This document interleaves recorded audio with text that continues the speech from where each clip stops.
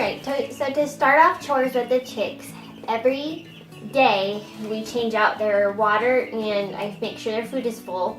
I've been adding a splash of apple cider vinegar there to help with them, give them some potassium and some other beneficial nutrients. Every couple of days I change out their bedding. It gets very poopy very quickly. I catch them and put them all into this tub first. I've just put some paper towel on the bottom because as you might can see it's already getting pretty messy. But what I'm going to do is I'm going to dismantle everything that's in this box.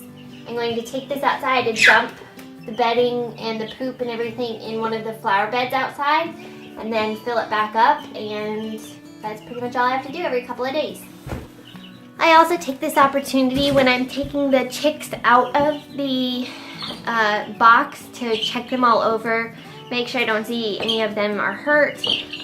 There's an issue that they can develop called pasty butt, which all of my chicks have had. It's especially found in chicks that have been shipped in the mail. Just about all of them have had it, so I just have to check them every day, make sure they're really clean. It's an issue where their poop kind of sticks to the back of their feathers and then it makes it to where they can't go to the bathroom, and obviously that would be a big problem. So we just have to keep an eye on them. They're actually doing much better since I switched from the electrolyte drink that I was giving them in the very beginning to just plain water with the apple cider vinegar I talked about. So they're doing much better.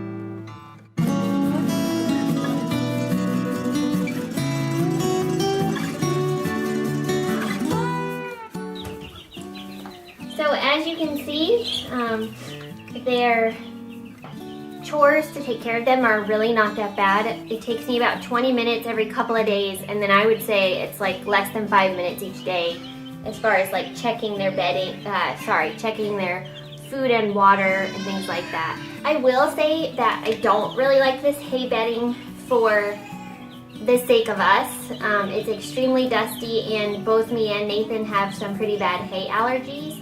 So if you have that and that's an issue for you as well, that's something to consider for this type of bedding. I think after this bag is done, I'm definitely going to be switching over to some pine shavings instead for bedding.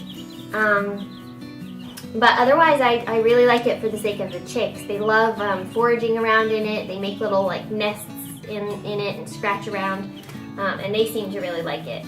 But for me, it's just miserable. Even switching their bedding out outside, the dust is so bad that I'll come in and my nose will be running already just from switching it out outside. So that's one thing we're learning, is which things we're gonna like to use and which things we're not. All of them are about a week old at this point, and every single one of them has little tail feathers starting to grow, and you can see their little wing feathers are starting to grow in as well. Let me catch one and hold it up to you. She's my favorite as far as the coloring. I just think her little head, her dark little head is so pretty. And she's got such fluffy cheeks. But you can see her wings are more dark. And there's her little tail feathers.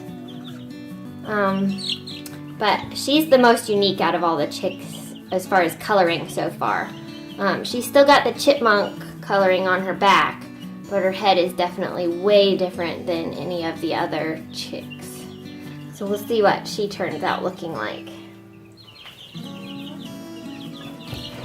All of these more yellow-headed chicks, all of them have the chipmunk patterning on their back. This middle part is slightly different on each of them.